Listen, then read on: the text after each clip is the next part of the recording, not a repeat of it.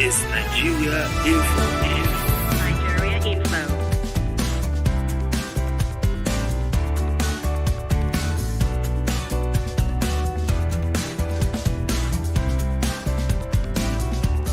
This is Nigeria Info. Thank you so much for staying with us. And this is where we officially welcome you to Hard Facts. It's intense, but it's light also. As we start off looking at some of the big stories driving conversation in Nigeria. And as we count down to the exit of President Buhari, not like we're super stoked that he's leaving. However, we need to take stock of his time in office for the past 7+ months. 7 years and a number of months, almost 8 years that he's been in office. We can say 8 years now because, we're in May already. We'll take a look at some of his legacy at the 5 o'clock hour. Roll your eyes, or you please. I'm sure there are things to his name that you will say, indeed, he's left certain things for Nigerians to say, oh, well, yeah. Well, yes. Welcome to the show today. Hope that you are having a good Thursday. It's, baby Friday right here, so we are inching towards the weekend already. That is new. There's always something to look forward to, but during the weekend, because you get to relax and catch up and, do whatever it is that you want to do at that point in time. But welcome to the show. We're going through some other big stories, making the rounds today in Nigeria. As always, there's always something talk about. There's always something brand new happening. So, Niger, one day, one drama. And then we talk about it. So, my name is Kimberly. Kimberly Wachuku. Call me Kim, the Oracle, the digital Oracle. I bet Kenny doesn't know they call me the digital Oracle now. OTF, Madam Speaker, the fellow, and also yesterday, Orlando Deacon is here also. Welcome. Today I'm the D-King, but, during the course of the show, it might change to something else. It might be Pope or something. Already, so welcome. We're live on YouTube and Facebook right now at Nigeria Info Abuja, so you can catch up with us right now and, of course, join the conversation. We see you, Dan Baba Shehu, and as always, Tokpa is on WhatsApp, being himself and saying hello to us as well. So Tokpa is the lady. I've told you a couple of times. I see a male picture right here, so my mind just goes to disregard. Right, well, welcome to you, Tokwe. All right, and we have our guest in the studio. We're not the only ones with title, because it's actually a titled man. Actually, Tambari Tangali is the title he goes by. Go figure, Google it up on your own. We have Medawa Yila with us. You popularly call him Uncle Kenny. We're delighted to have you join us on the show. Thank you, You're welcome. Kim. Good to see you, and it's good to be here.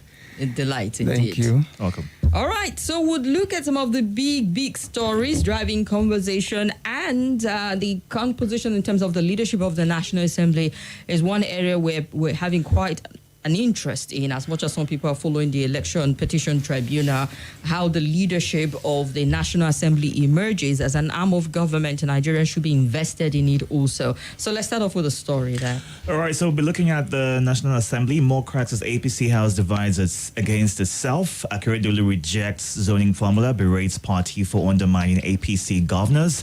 Betara alleges blackmail to drop speakership bid, says no retreat. Northern Coalition kicks against adoption of Akpabio and Abbas. Now, signs that the center may no longer hold, and the spiraling guard developing over the jostle for the 10th National Assembly emerged yesterday, with the chairman, Southwest Governors Forum, and Ondo State Governor Oluwarotimi Akeredolu becoming the strongest voice of opposition yet to the zoning released on Monday by the National Working Committee, NWC, of the All Progressives Congress, APC. Now, signaling a widening crack within the ruling party ahead of the inauguration of the 10th Assembly next month, Akeredolu described the NWC move as a skewed arrangement that reinforces injustice and inequity, stressing that individuals positioning themselves as cabals due to their close ties with the president-elect Bola Tinubu were behind the move. Now, while maintaining that the North should be allowed to be actively involved in the emergence of those that will be occupying the positions, particularly the speakership, Akeredolu also lashed out at the leadership of the party for ignoring the input of the Progressives Governors Forum. Now, there's something called the G7, and that's those who are contesting for various seats. And even though the APC has gone on to zone it to a particular area, which is the South for the Senate president, there's still that worry that more people, all of those who have indicated interest in contesting, should be given the opportunity to do that, seeing that they played a major role during the elections in terms of getting votes for the party. But of course, there's that issue of representation, not wanting all of the states to go to a particular region of the country and for it to be widespread so that everyone feels involved and being carried along. But competence also comes into play, and who is worthy to get into the third and the fourth position. So let's get your thoughts on what you think about all of that. Once again, let me say good afternoon to the info listeners. It's been a while, and I know a lot of them are excited to hear my voice. And Itodo, it's also a pleasure to meet you. Likewise. I think you've said it all. A lot of people have express their displeasure or their pleasure to what is happening. But you see, what APC was trying to do is to avoid crisis. And the only mistake was the micro-zoning. Zoning to say we want the Senate president from the South was not a problem. But micro-zoning to say we want Akpabio, that was where the issue came. And the same thing if you go to the House of Reps. Saying we want the speaker to come from the Northwest was not a problem.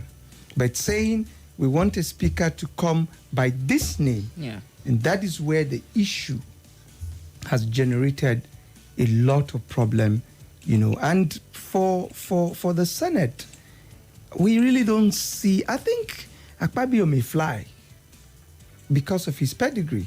Somebody coming from the PDP already has a base in PDP. Don't forget Akpabio is a PDP man before he came into the APC.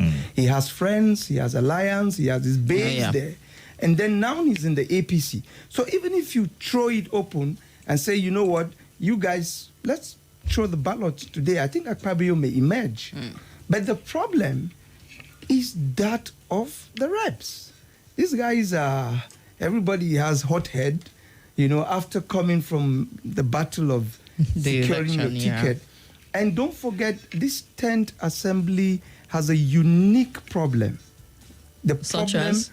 Yes, the unique problem where you have the opposition, the PDP, the SDP, the NNPP, the Labour, the YPP, have more number. Significantly, they have more number than the ruling party. I think they have about 183 members. Now, these guys alone can even decide to bring out somebody from PDP. And if they say, look, all our votes will be for that person, certainly the person will emerge. And this is where the crisis is. And for the party to say, we want to microzone and put a name to it, and that is the problem. Now, secondly, something happened. The president himself, power is not given to any person. You take power by force. I can give you anything, but not power.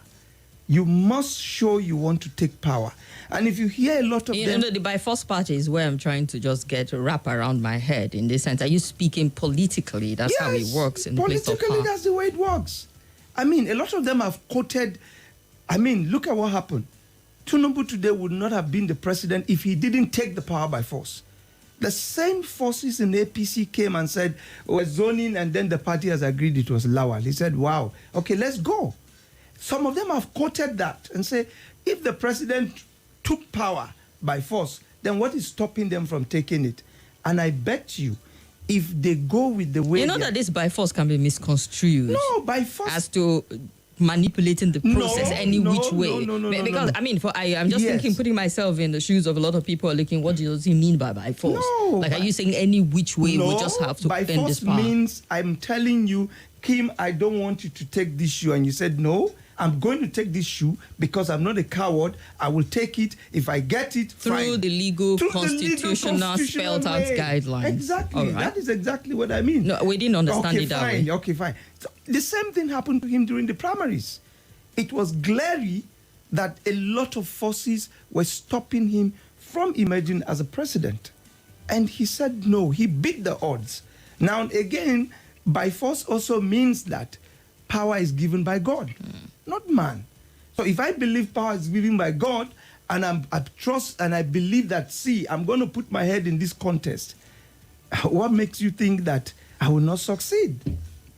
How do you know God has chosen you? Well, we all pray. Isn't it? I think a lot of people will still have issues with the by force, Yes. word used right there, because by force just gives a lot of negative thoughts. It has a lot of negative connotations to Itodo, it. you are talking because you're looking at it from the Nigerian context by force. We're in Nigeria, See, so- even the Bible says that the kingdom of God is also taking what? Suffered violence and violent Exactly, taken and by it is force. exactly. So you're looking at it from the context. When I say by force, it means no. No, you must struggle for it. That is the force. Put in the work, You yeah. must put in the work to go for it. So the problem is with the House of Reps, but we are trusting that the party should be able to maneuver their way, bring all. Yesterday there was a meeting, and the chairman said, you know what, we're going to do a lot of consultation, because he has also seen, and they have also seen, that if they do not handle that issue very well, you may end up with a repeat of what happened in 2015. The 8th Assembly, yeah? The 8th Assembly. It was clear Dogara was not going to emerge. And that's the same thing I said by force. It was clear that the powers that be at that time were rooting for Bajabiamila. But Dogara said, you know what, I'm going to mobilize people. And they did mobilize people. And what happened? He became the speaker. Now, the APC might be looking towards reviewing the zoning arrangement. Yes. If you could advise them on the best foot forward, what would you say is a better arrangement as opposed to micro zoning, like you mentioned earlier? What's a better way to ensuring that everyone has equal opportunity to contest for it? Thank you. Actually, it will be very difficult for everyone to have equal opportunity. That's the fact about life. Politics is about interests. Even the people who are saying we don't want the micro zoning, what make you think that you don't wake up tomorrow and they all sit down with the person and you say, okay, what is your interest in this thing? And we wake up tomorrow and you hear everywhere is what? It's quiet. So, but what you need to do, like if you listen to one of the female contestants, Miriam, she said something. She said, you cannot bring out somebody without calling us. Call us the contestants. Let's sit down and agree within ourselves. Or you know what? Tell us, you go sit down. The three of you want this thing. Go sit down, discuss, and come and tell me what you have agreed. If that is done, maybe something will come up. Maybe. And she said it clearly. Let us go talk. You have up to close to about a month plus. Or thereabouts. Or We're looking at thereabout, in June, yeah. exactly. Call the people and say, you go talk, and give them time. I'll lock them in a room and say, you know what, bring up somebody. If you don't, then we'll take a decision.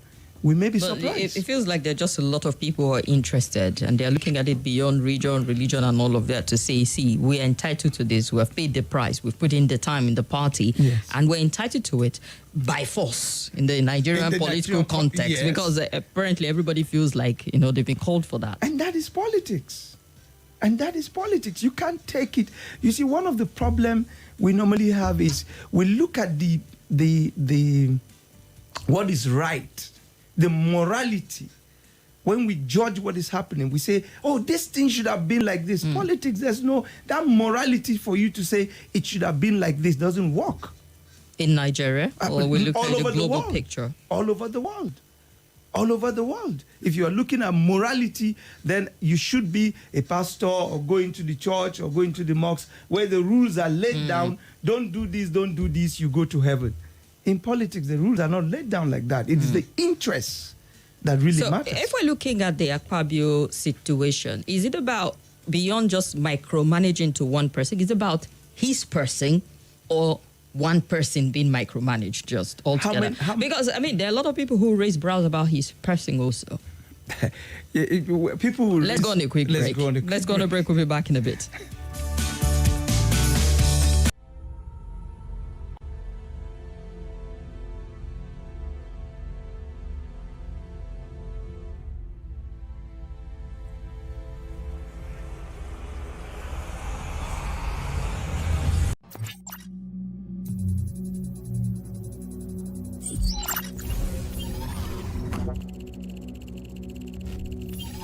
Connection established.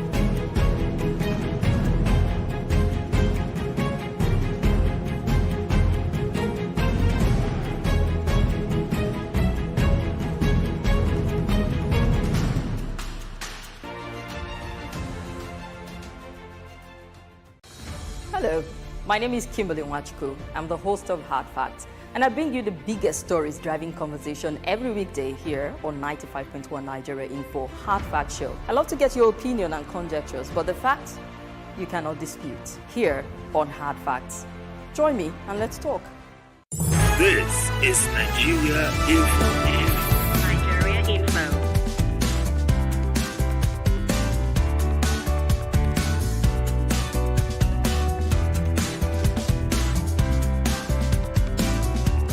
This is Nigeria Info. A review as Akeredolu and G7 others fault the zoning arrangement. And I did ask a question about the micromanaging. Is it about this one particular individual? Is that the vibe that is coming like, oh, Akpabio? No. Or why would you micromanage altogether to one person? Okay. When this whole issue started, a friend of mine asked me and said, who do you think is going to be the Senate president? I told him categorically, and I said I can bet my money. I said Akpabio will emerge. And when it does happen, he called me and said, even then he asked me, I said, you see, when I was trying to differentiate, the morality and politics, you see, you cannot take away this idea of paying back those who have done good for you. You cannot take it away from politics. The role Akpabio played in the emergence of Bola Ahmed Tinubu was second to none. I was sitting down right in that morning of that primaries when Akpabio stood up and said something. I'm going to use two adjectives he said.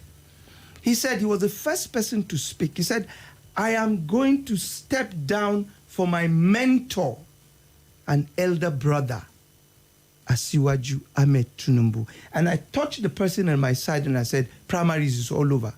And that's a fact. And I said, this primary is over. Because that singular step he did, that singular thing he did, changed the whole game. So you expect, and I said, if Asiwaju is a politician that I think he is, he will want to pay back good for good. You can't take that away. So sometimes it is you and I who is outside. You say, why is he going to do that? And the question is, why wouldn't he do that? He helped him. He changed the primaries. He changed the game.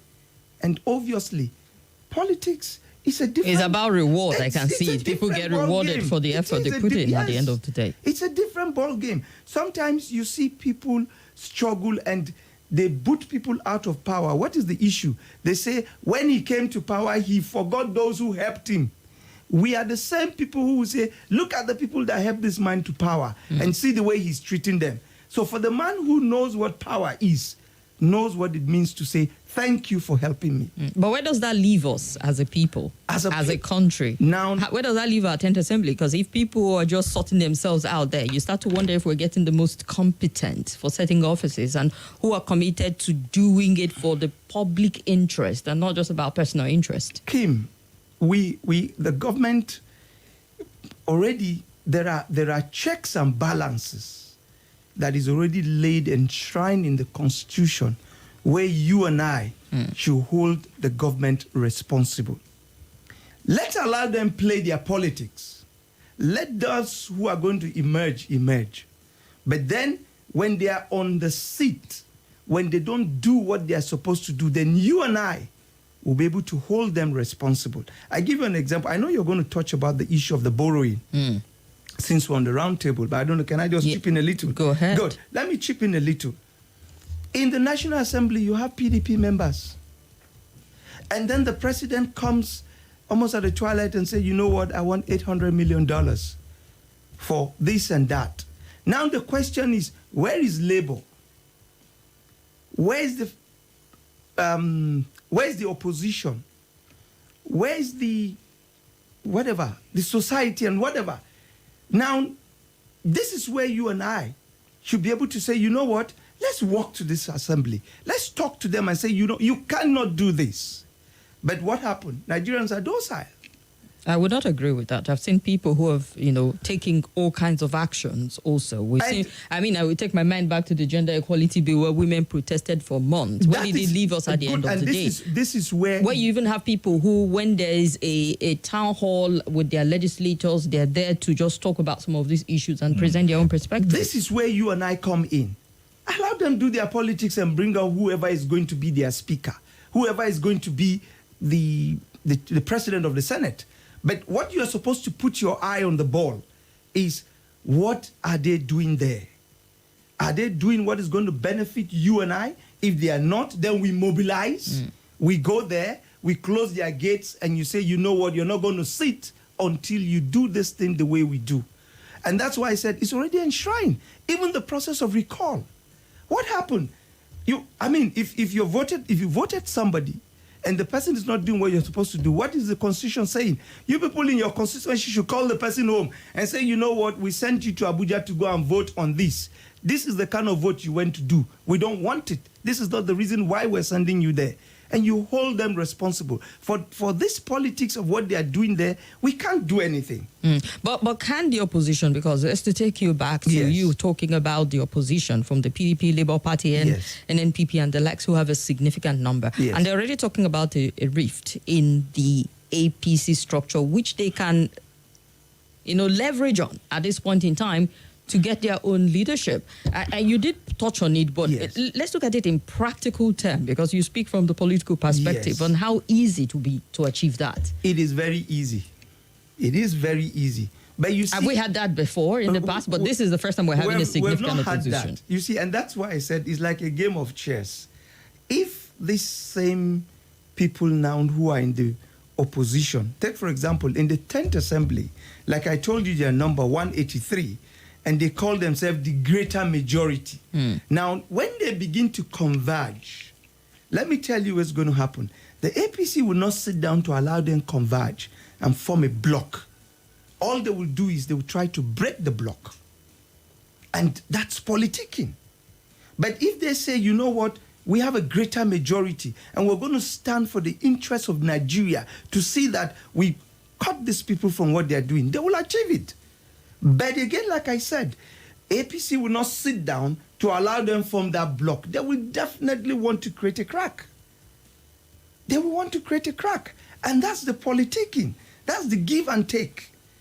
If they are trying to create a crack, these people should be able to say, we will not allow you to create a crack, because we want to achieve our aim, and we are going to be more like the eye of Nigerians. Now, if they cannot succeed in forming a block, then you and I would just be at the mercy of the ruling party.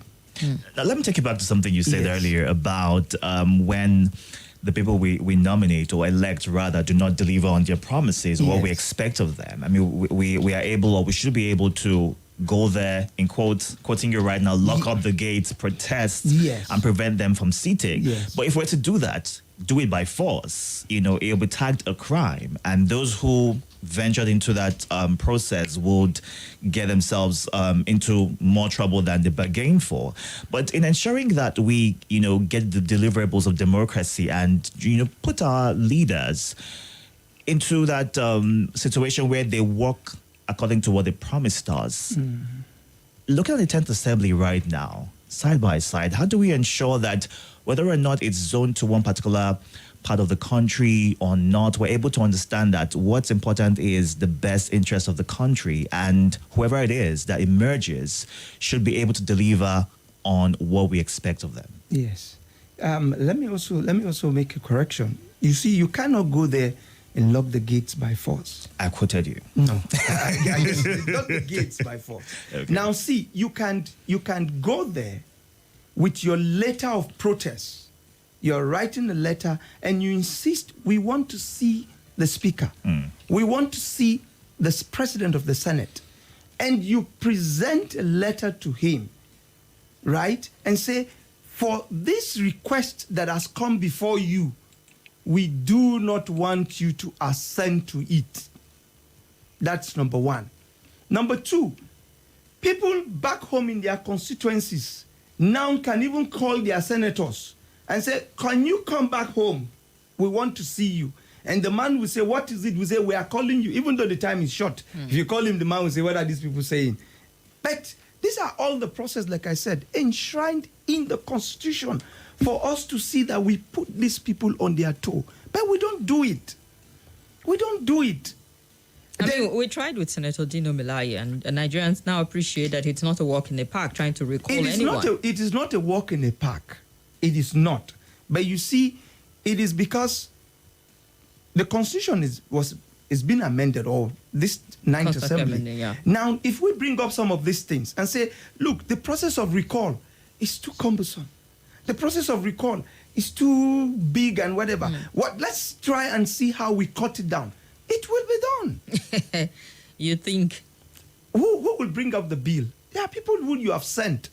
Kim, let me tell you, most times, election just finished, and there are a lot of senators, people say in quote, they have problems with the EFCC.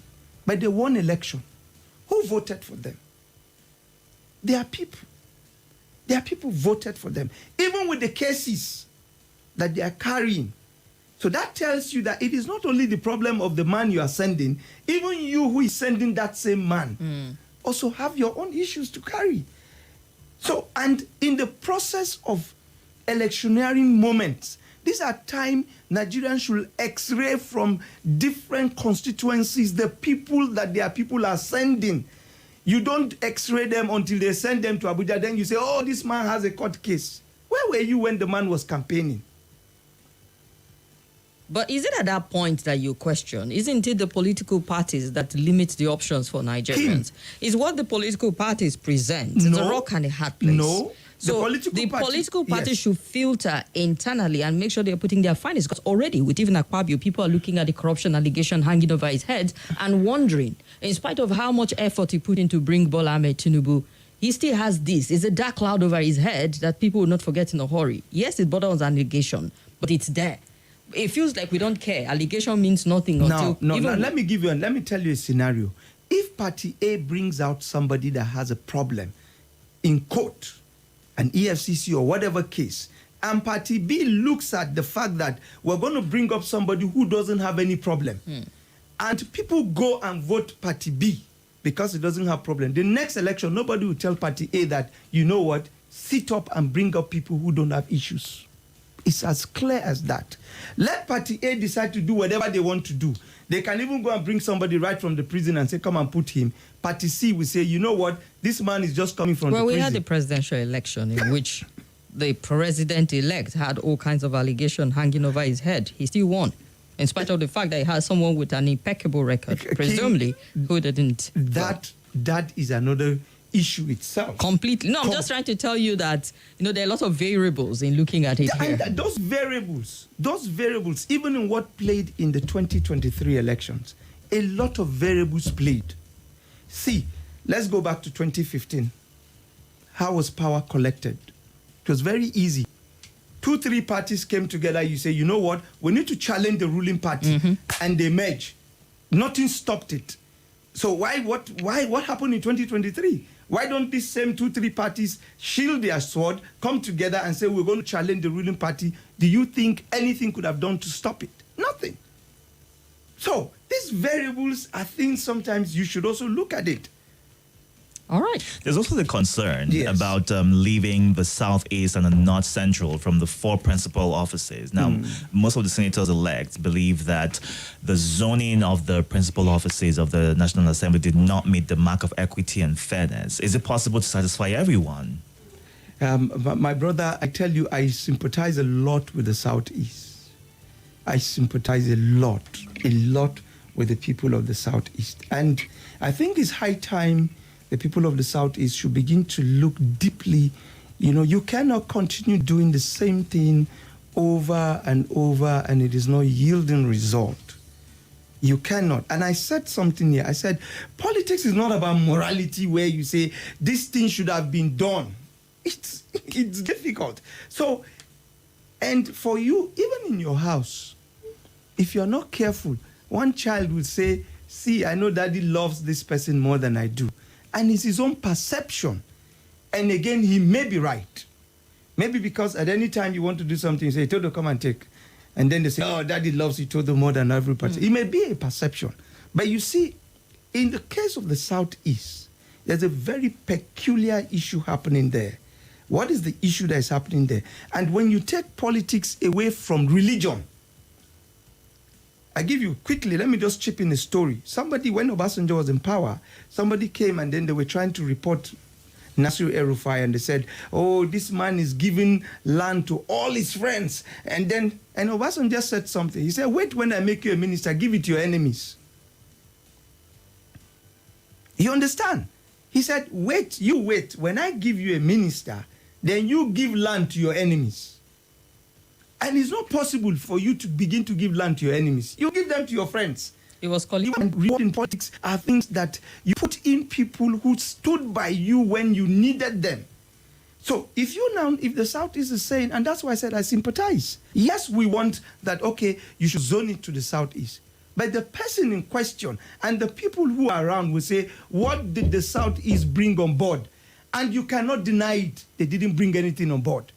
So it becomes difficult for him to begin to say, how do I help? And that is why I said the Southeast now need to sit down. Nigeria is a complex country that you see this moving around from the north to the east, from the east to the west, from the west to the south. You must be able to stretch hand and pull. No one region in Nigeria can bring a president. No one region. You must cross over to the next region to say, come and form an alliance with me.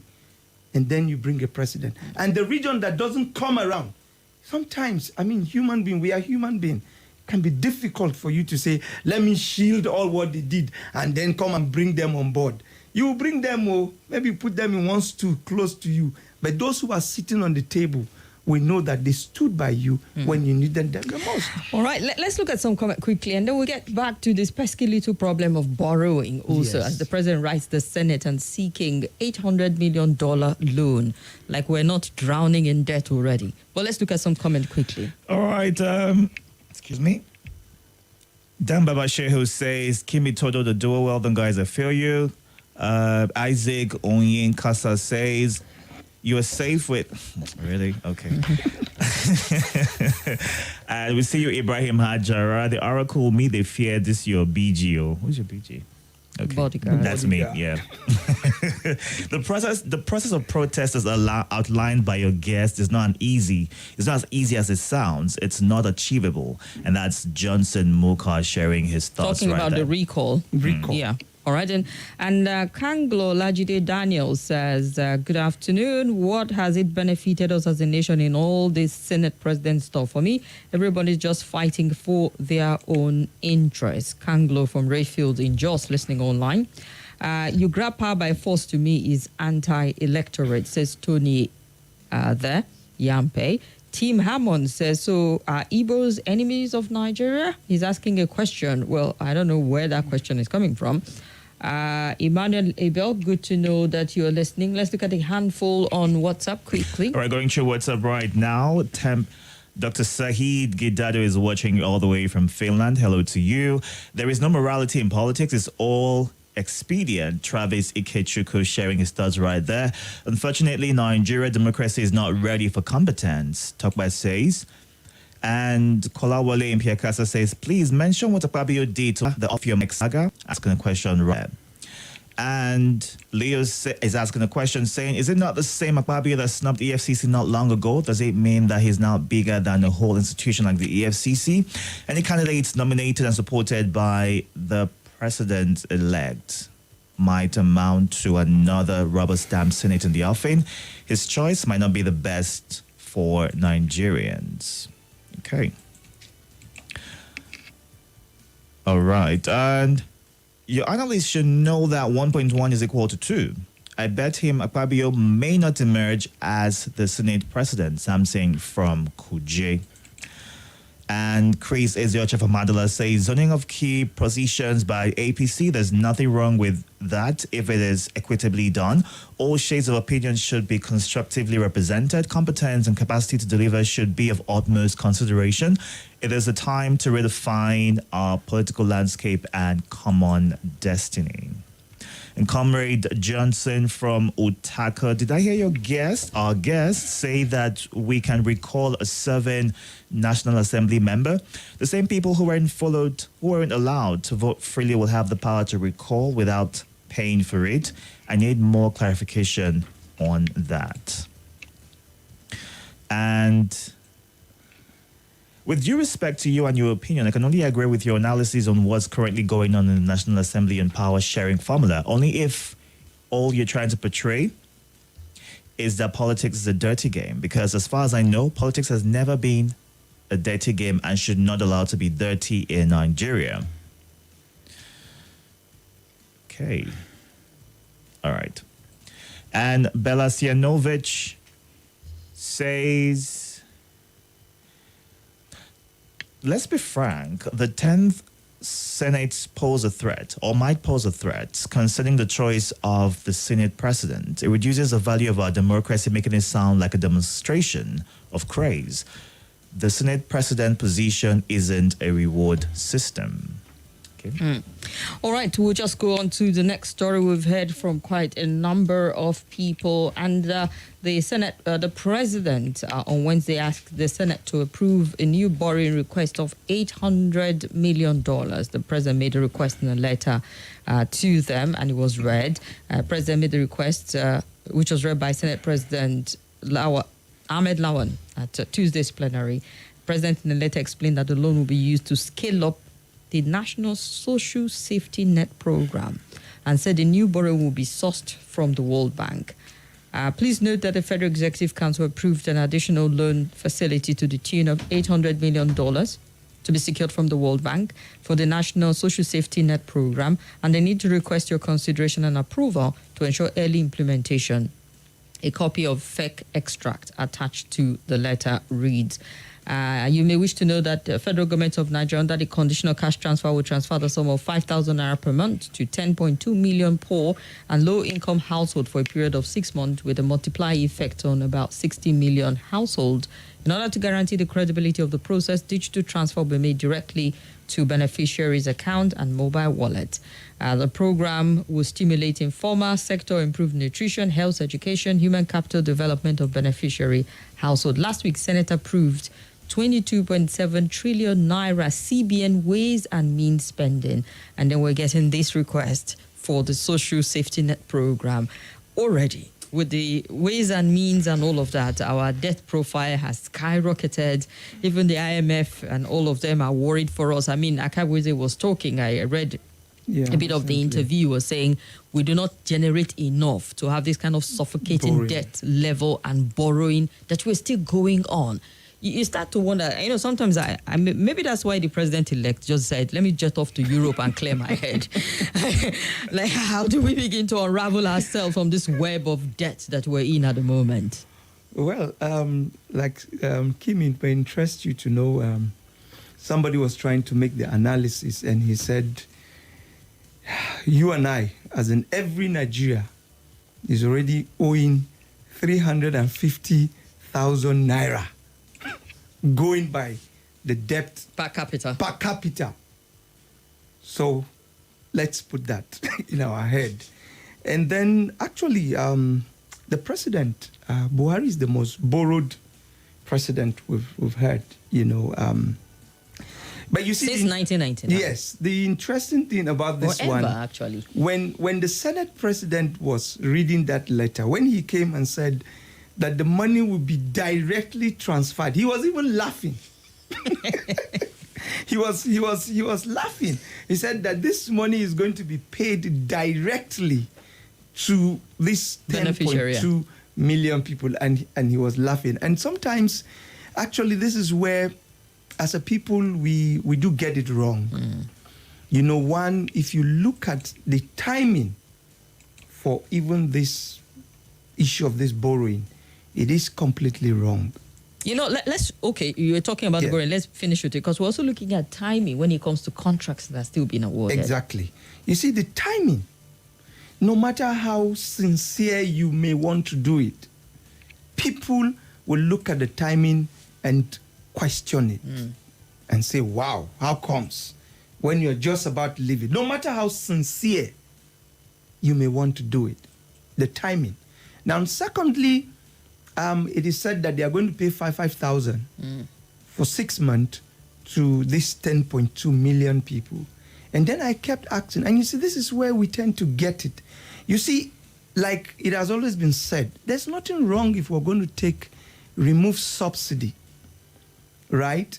But you see, in the process of assuming we had said this $800 million, we're going to use it as, instead of paying 5,000, we are going to invest this money in our health sector, whereby in all the 744 local government, we're going to set up a specialist hospital, well-kitted, drugs and everything.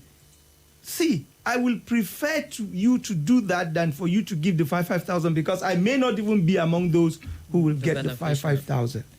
All over the world, there is subsidy, but this subsidy does not necessarily mean you must give direct money. Okay, you're giving people 5,000 for 6 months. So what happened after 6 months? You can decide to say this money, the $800 million now will go into transportation. Subsidizing public transportation. I'm in real public transport where somebody who is living in Nyanya can come in and jump into a bus, good bus, and will come into town for 100 naira or 200 naira. But that's calling for a lot of investment, because you have to get the good bus. Is that small money? You have to get enough public transportation. Kim, $800 million is not small money. It's not small money. It's not. So there are so many ways to subsidize issues. And again, like I said, no matter how sincere, the timing.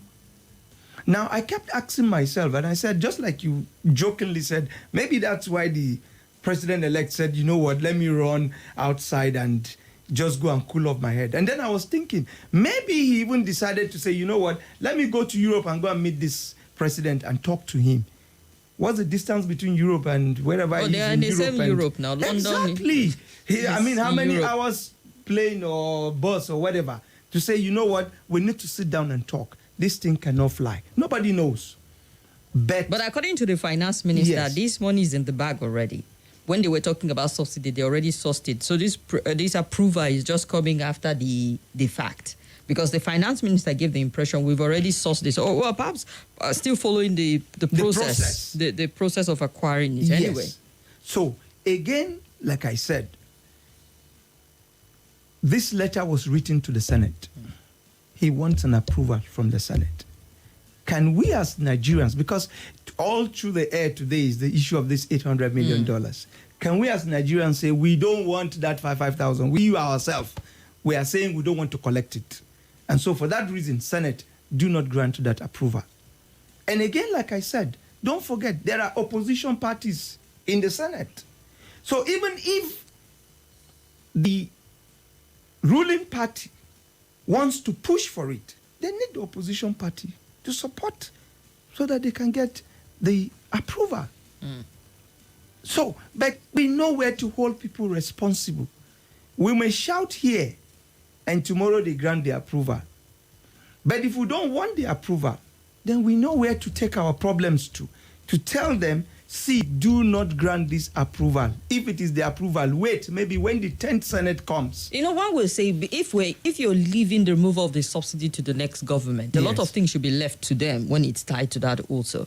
Because who's to say that if this is approved, between now and May 29th, share all of that, we'll come back and hear the money has gone or the paperwork. I mean, it's always difficult to track when the government is leaving. It is difficult, especially when you have a government that is being taken over by the same party. Within the same party. The same party. So some of that will be overlooked, perhaps. Of course, Kim. But something about this loan is a bit confusing, because initially when the report came out, we were given the impression that the monies will be shared amongst these poor people, and it was ready. It was in the bag already. Yes. But right now, with this request for approval to share it amongst 10 million Nigerians, it's as though we are seeking for another loan, or is it permission to be able to share the 800 million naira? Because there's a bit of a... To legitimize it. To legitimize it, exactly. We're looking for approval to legitimize. And then the 10th Senate can say, okay, we're not giving the approval. The time you brought this thing is short. Let's leave it for the next government to come and decide. But the reason the money was given in the first place was to be shared amongst the... To subsidize the Whether- subsidy removal that we're not sure they're removing anyway. Good. Whether you share it now, or you share it tomorrow, or you share it next year, you want the proper thing to be done. True. So, like I said, the timing, 2 weeks, the timing is the problem. So the 10th Assembly, the 9th Assembly can decide to say, you know what, this timing, I mean, what will 5,000 will not kill those people that have to, they are going to collect this money. They themselves, in short, there are even people, the same poor people can even tell you, we don't want the 5,000, come and do so thing we did for us. So we shouldn't be in a hurry to say we need to disburse this money. We shouldn't be in a hurry. We shouldn't. We shouldn't. But it feels like this government is in a rush to do a lot of things because they're still trying to explain away why they're awarding multi-billion Naira contract 18 days to go. Federal government explaining why the Federal Executive Council has approved multi-billion Naira contract 18 days to the end of President Buhari's administration. And they say the Minister of Transportation, Muazu Sambo, and his water resource counterpart, Suleiman Adamu, explained this after the cabinet meeting. Sambo, while reacting to a question that sought to know the reason for the award of contract, which the outgoing ministers would not execute due to expiration of tenure on May 29, said the administration will continue to perform its duty up until May 28. Ladies and gentlemen, without intention of mischief, this government was elected to function from the 2019 to precisely the 29th of May.